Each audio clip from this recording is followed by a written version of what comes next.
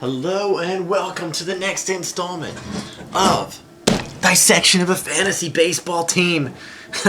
Everybody's favorite five swords. Now, this team was the hottest team at the end of last season. You couldn't stop it. The problem was it was probably the worst team the first half of the season. Will it carry over? We're gonna have to watch and find out.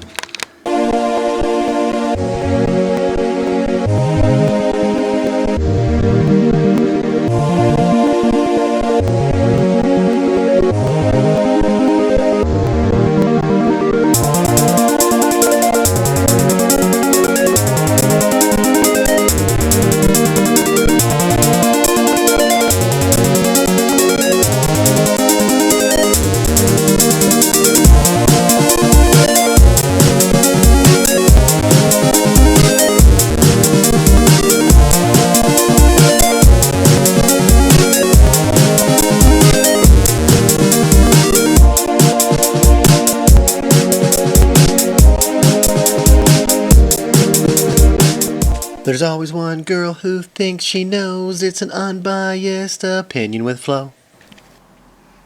Five swords? Okay, Wim, haven't you heard of Excalibrator? One sword. One. And now, ladies and gentlemen, the Godfather speaks. Five swords, or should I say, five first basemen? Because from what I can see, it's a team of first basemen. I love your catchers. Obviously, you have an entire roster of first basemen.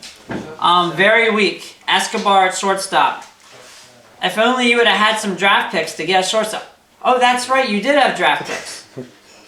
Going to third base, Sandoval, Castellanos. It's weak, but it's doable. In the outfield, I love Upton this year. I know most people don't. I think Cespedes has a banner year. And three guys that probably shouldn't be on your roster, or at the very least, not starting. Maybe you get an outfielder in the draft. Oh, that's right, you didn't pick anybody. Go on to starting pitching. Wow, love this staff. Starting pitching staff, outstanding. 9 great pitchers. Let's go to the bullpen. You have 1, 2 closers. You had 2 closers. You had all these picks, and you only have 2 closers. And there were all these closers out there. Overall, 5 swords. Looks like 9th place.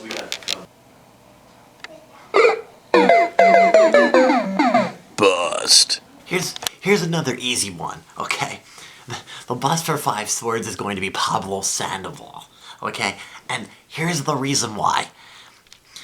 All the media scrutiny that he has to deal with at Boston now because he's running his mouth, okay? And let's just be clear, okay? He's listed at 5'11" and 255. His right butt cheek weighs 255. but anyway, and last year he had a career low 324 on base percentage. He's on the downward slide. I don't care if he's in Boston. Pablo Sandoval, clutch player, but overall fantasy value, not that good. Pablo's a bust. Big Panda, bust.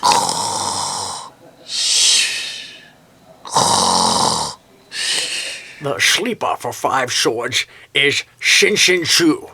Yes, Shin Chu. Try saying that 3 times fast. Shin Chu, Shin Chu, Shin Chu. Chugga chugga, chu chu.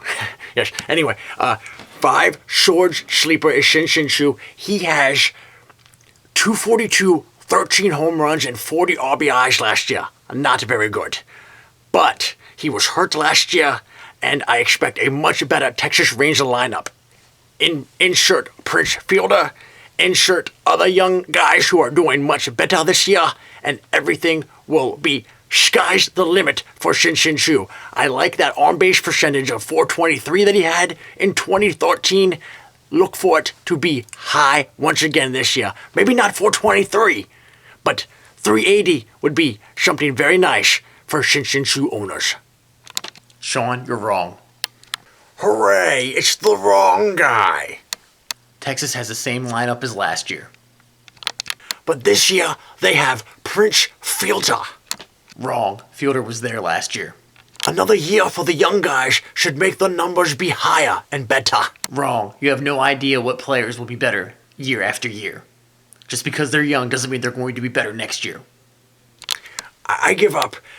Let my brother from another mother, Southern Draw, take it over from here.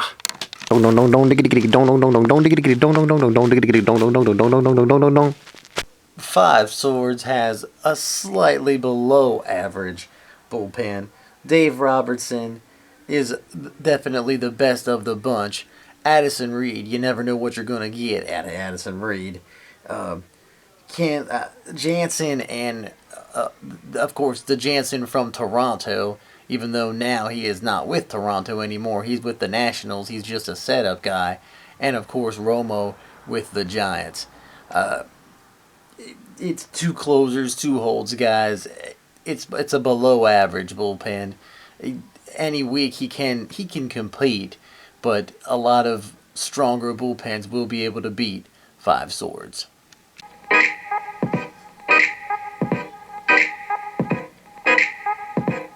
Cobb, Archer, and Maury's got 3/5 of Ray's rotation, but he needs his bats to step up if he wants to be in the playoff conversation. Here's the thing with Five Swords. There are some names in the offense, Freeman, Posey, Upton, but I just the pitching isn't as deep as it was last year, and I think that's my biggest problem with it. Last year, I always looked at this team and I was like, oh crap, I don't want to play Five Swords because his pitching's going to beat me. And this year, I don't think the pitching's as deep as it was, and I think the offense sort of overachieved towards the end of last year, and I think that's why I don't like this team as much as last season, because I really thought there was a chance for him to make the playoffs. I think there's less of a chance this year, at least the way it stands right now. Now, again, I think the ceiling is probably a 5 seed. If the pitching overachieves and if suddenly Freeman becomes an MVP kind of candidate, which I don't think he can do in Atlanta the way Atlanta is constructed right now, but if these things happen, I could see Five Swords making a run to get to up to like a 5 or a 6 seed in the playoffs. But most likely, I think he's on the outside looking in. So another playoffless year for Five Swords. So, tomorrow we're going to have number 7. And the thing is, number 7 is by far the most ethnic of the league. And I think there's something to say for that. Don't you? Don't you? I mean, we need diversity in our everything. Everything should have diversity.